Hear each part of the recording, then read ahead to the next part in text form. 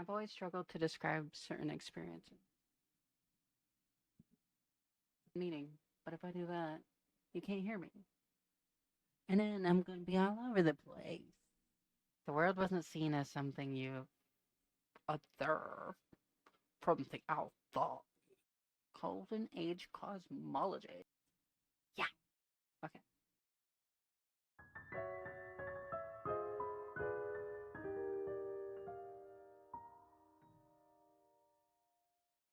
I've always struggled to describe certain experiences, not because I didn't have the experience, but because I didn't have the words for it. Like, I'll feel something, a pressure in the air, or that sudden click where your mind knows something before you've logically figured it out. I assume everybody has had this experience. They feel it in your head. It's like a spiritual thing. Whenever you connect with, I don't know, maybe you connect with God or, I don't know, some other deity, you have this experience that goes through your entire body and gives you the tingles.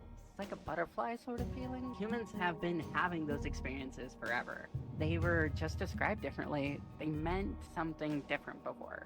So I started to wonder, where did the words go? We tend to act like language is just labels. Like reality is out there and we're just naming things in it. But that's not really how it works. Language shapes what we're capable of noticing. If we don't have a word for something, it becomes harder to think about, harder to remember, harder to share. This is called linguistic relativity. The idea that the structure of a language influences what thoughts are possible in that language. They're not just changing vocabulary, they're changing what people are allowed to perceive as real. If you remove the word for a kind of experience, you effectively remove the experience from legitimacy. You can still feel it, but you can't claim it.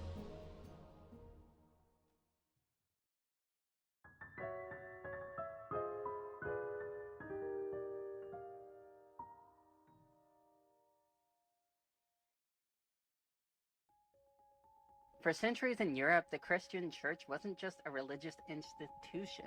It was also the institution that controlled literacy, education, and translation. Latin was the language of scripture, law, scholarship, philosophy, meaning, basically.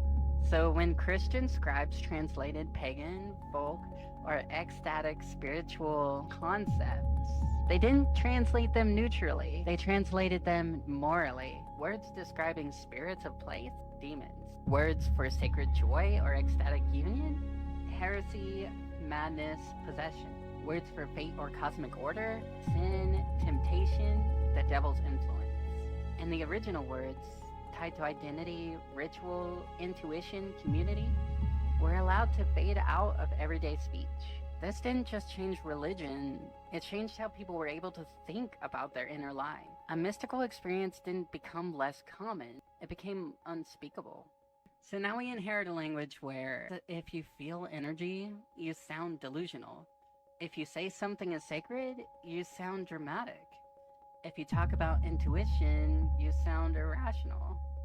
If you talk about the soul in any personal way, you sound religious. Deeply human, deeply normal experiences are only expressible in language that makes them sound wrong.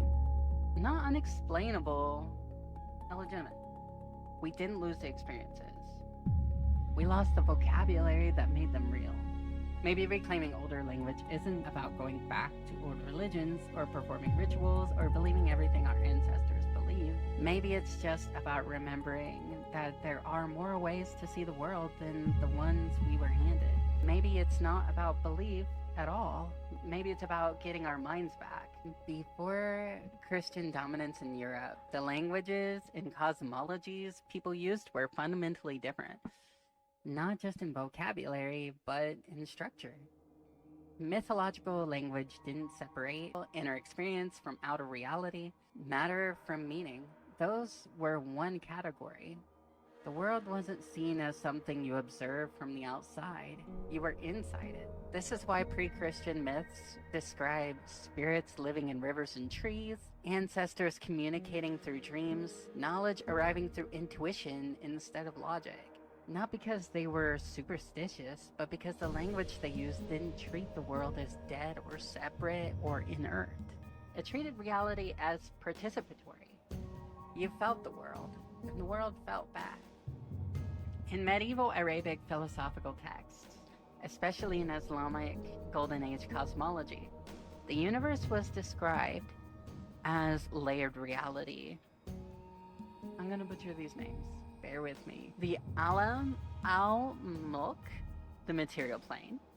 The Alam al-Mithal, the imaginal plane, a real realm of form without matter. The Alam al-Jabarat, the realm of pure intellect. These weren't metaphors, they were treated as coherent levels of reality, each with its own structure and laws. And when you read these texts in Arabic, they sound systematic, scientific, and logical. But in English translations, they're rendered as the angelic realm, the spiritual worlds, and mystical planes, which makes them sound like Disney metaphysics. Meanwhile, Stephen Hawking describes brain worlds, higher dimensional manifolds, non-material but structured space-time layers, which is basically the same concept, just using math instead of metaphors. So the difference is not the idea, it's the language used to talk about the idea. When Christianity became institutionally dominant, especially after the 4th century and into the Middle Ages, it didn't just convert people, it converted language. It centralized literacy, translation, manuscript preservation, education. The church controlled the scribes copied the books determined what could be taught. And crucially, the church eliminated the linguistic space between alternate worldviews could exist. What? And crucially, the church eliminated the linguistic space where alternate worldviews could exist. Instead of multiple dimensions or a layered reality, you got heaven, earth, and hell. A 3-layer model. Simple, hierarchical, non-negotiable. Heresy, madness, superstition. Once the categories are gone, the thoughts that use those categories disappear with them.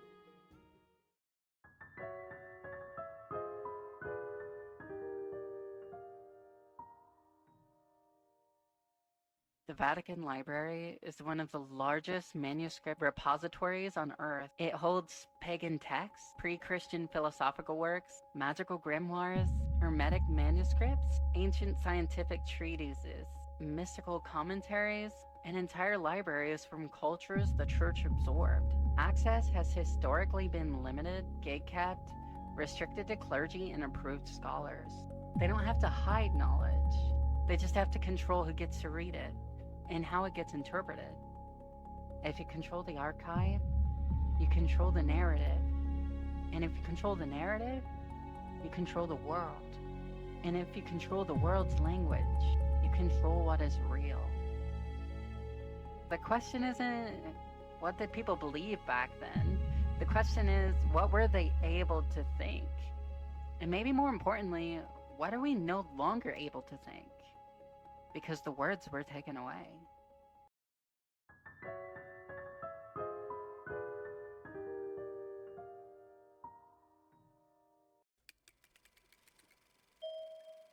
There's something interesting about the grimoires we do have access to.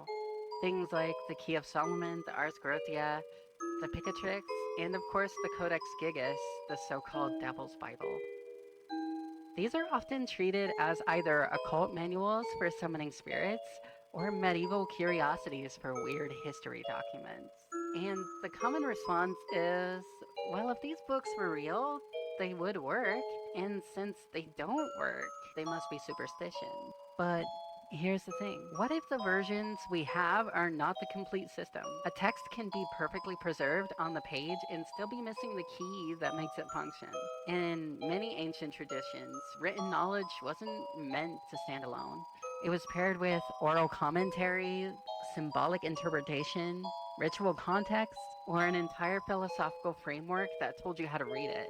If you remove that framework, the text becomes nonsense, not because the knowledge wasn't real, but because it was encoded for a reader who already had the rest of the system.